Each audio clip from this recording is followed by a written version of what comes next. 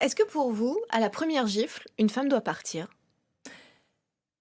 Je pense qu'une femme, doit pouvoir avoir le choix de décider de partir. Je ne crois pas qu'il faille en faire une injonction parce que ce n'est pas toujours possible matériellement et donc c'est tout l'enjeu de l'accompagnement, de l'accueil, des paroles et de toutes les structures d'aide. L'État doit l'aider à partir. Oui, Mais oui, est-ce il que faut il faut il ça faut fait pouvoir des avoir le années choix. que toutes les campagnes de prévention des violences conjugales expliquent que la première gifle, c'est déjà celle de trop et qu'il faut partir, prendre la décision de partir? Oui, je pense que ça fait partie du travail, d'explication et de pédagogie qui est nécessaire. Ensuite, il faut peut-être, mais souvent, malheureusement, on n'a pas le choix parce qu'on n'a pas d'autres lieux pour pouvoir se réfugier, pas d'hébergement. C'est un des enjeux aussi de nous, ce qu'on a porté Mais vous la en comprenez, s'appuyant ma sur... question. Oui, oui, bien sûr. La Mais première gifle. justement, la question, c'est de dire pourquoi est-ce que c'est dit. Je pense que c'est pour affirmer le caractère inacceptable, le caractère grave d'une gifle, d'un geste de violence.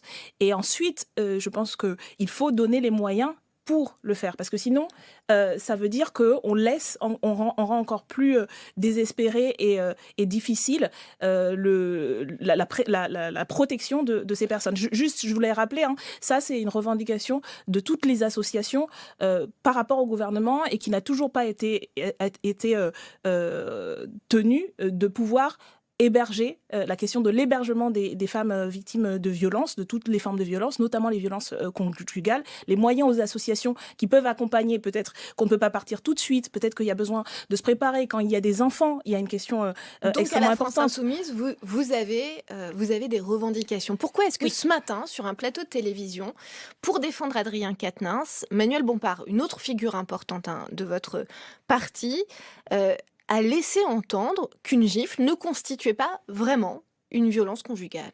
je ne crois pas que c'est ce qu'il ait dit, ni qu'il ait souhaité laisser entendre. D'ailleurs, il s'en est Une gifle expliqué. n'est pas égale, Oui, a-t-il mais dit, à des justement, ce n'est pas ça battre sa qu'il a femme dit. tous les jours. Voilà, ce n'est pas ce qu'il a dit. Ce Et qu'il donc, a dit, c'est ça.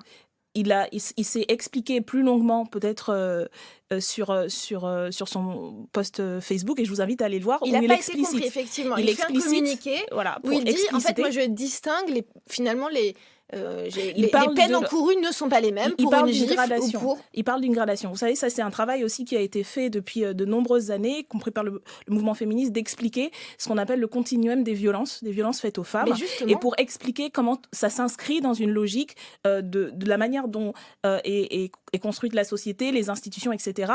Et que du propos sexiste au féminicide, ce n'est pas la même chose. Ce n'est pas la même chose, et je crois que c'est ce qu'il a voulu dire, et il l'explique, et il l'a dit comme ça, peut-être c'était un peu raccourci, mais, il a dit: «Une mais gifle, ce ce sont n'est des pas battre violences, sa femme tous les jours». ce Sauf que sont des... toutes les associations de protection, des femmes disent: «La gifle, c'est le début de l'engrenage et il faut que Oui, tout le monde en ait conscience». oui, mais Est-ce que c'est pas il ça a qu'il a affirmé. remis en cause? Non, parce qu'il l'a affirmé dès le départ. Il l'a expliqué, et nous l'avons expliqué, qu'une gifle, c'est inacceptable, et que ça ne doit pas être accepté, et y compris, et là, il l'a redit aussi dans son communiqué, comme nous l'avons fait à la France Insoumise, qu'on ne peut pas dire c'est pas grave, il ne faut pas le banaliser, il ne faut pas le minimiser. Et donc, il faut qu'on fasse ce travail, et ça fait partie d'un débat qu'il faut continuer et auquel il faut apporter des réponses en tant que responsable politique, des mesures qu'il faut prendre, de comment, notamment, les réponses, c'est pas tout ou rien. Il y a une gradation, et c'est ces explications-là qu'il a données, en partie sur l'antenne du média en question, mais aussi dans son poste, que, y compris de la justice, a différentes réponses par rapport aux différents types d'actes. C'est grave, il faut s'emparer de ce sujet, et il faut Pourquoi ne apporter pas des s'en réponses. tenir là, dire: «Oui, une gifle, c'est grave»? Mais parce qu'en tant que responsable, il faut qu'on explique aussi qu'est-ce qu'on fait par rapport à ça, comment on le fait. Nous sommes interpellés très justement sur nos réactions, ou la manière dont on va prendre en charge ces questions. Et l'enjeu, c'est justement d'améliorer, de faire mieux. Et ça, c'est ce que nous avons réaffirmé dans le communiqué du mouvement de la France Insoumise, en rappelant notre engagement sur la lutte contre les violences faites aux femmes, en rappelant qu'il existe au sein de notre organisation une structure d'accueil et d'écoute de la parole des femmes, de leur accompagnement, y compris dans les démarches qu'elles peuvent faire. Et ça, je crois que c'est fondamental. C'est dit dans notre communiqué qu'a co-signé et co-rédigé Manuel Bompard. Et donc, c'est quelque chose qu'il a à cœur, comme tous les militants du mouvement de la France insoumise et ses dirigeants. Vous l'avez, vous, ce sentiment que le parti est en train de s'enferrer dans cette affaire? Je pense que Vous n'arrivez pas à en sortir. notre mouvement est pris dans les contradictions et dans les difficultés que suscitent les violences faites aux femmes. Nous ne sommes pas hermétiques, nous ne sommes pas extérieurs à la société. C'est un collectif humain, effectivement.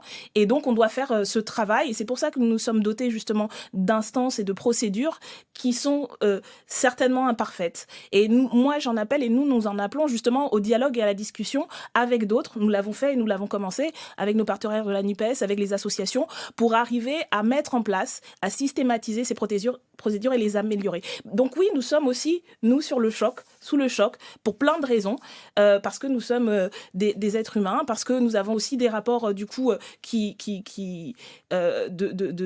liens, voilà, d'amitié, d'estime, etc., par rapport aux personnes qui peuvent être mises en cause. Et c'est difficile, humainement, de faire la part des choses. C'est pour ça que c'est collectivement aussi qu'on doit élaborer les outils qui nous permettent justement de prendre de la hauteur, de prendre du recul et d'apporter, encore une fois, pour nous, en tant que mouvement, d'apporter une réponse politique aux victimes, parce que nous avons une responsabilité à ce titre. Nous sommes aujourd'hui la principale force d'opposition et d'alternative à Emmanuel Macron. Et donc, oui, nous sommes regardés, nous sommes attendus, et il faut qu'on fasse mieux. Et on est à pied d'œuvre pour faire mieux.